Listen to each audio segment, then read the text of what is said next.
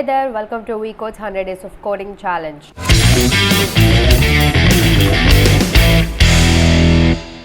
Today is day 6 and let's see the question number 2. So the question is, write a Java program to check if a year is leap year or not, considering the leap year rules. So let's check out what are the leap year rules. So we already know what is a leap year. The leap year has 366 days and it comes every 4 years, right? So generally the leap year is an year which is divisible by 4. So we'll check if the number is divisible by 4, and if it is equal to 0, we say it is a leap year. But what about the years which are divisible by 100? So let's take the year 2100 and let's take the year 2200. Are these leap years? No. So here we need to exclude these. So we will write here, if a year is divisible by 4 is 0, and so here we will use AND operator to check if both the statements are true or false, and if the year is not divisible by 100. So this is the symbol for not. So this would be the first condition. So we will check if the year is divisible by 4 but not divisible by 100.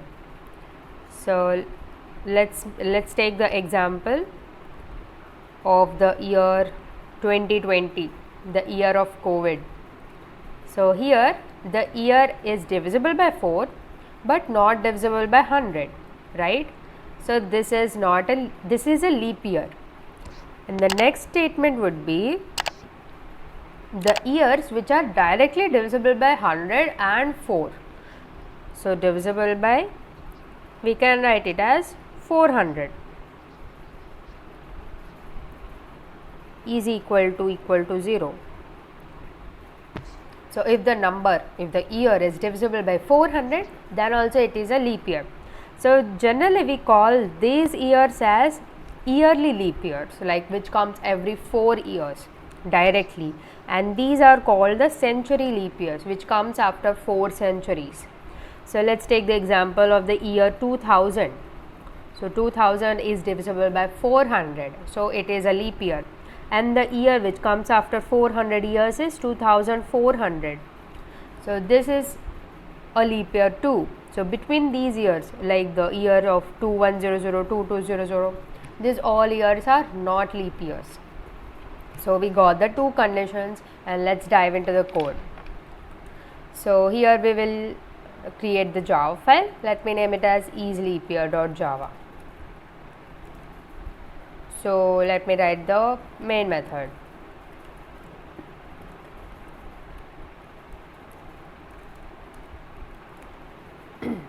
So first of all, we need to take the input of the year from the user. So let me create the scanner object. So system.in is the input stream. So let's import this scanner class. We have imported. Let me declare the variable to store the year given by the user. So year ob.nextInt. So now let's also write that the user need to give an input for the year, enter a year. So now the user will understand. Okay, so what is the first statement? We'll use the if else statements because these are the conditions, and else. So what is the first condition we have seen? So the condition goes in these brackets, open braces.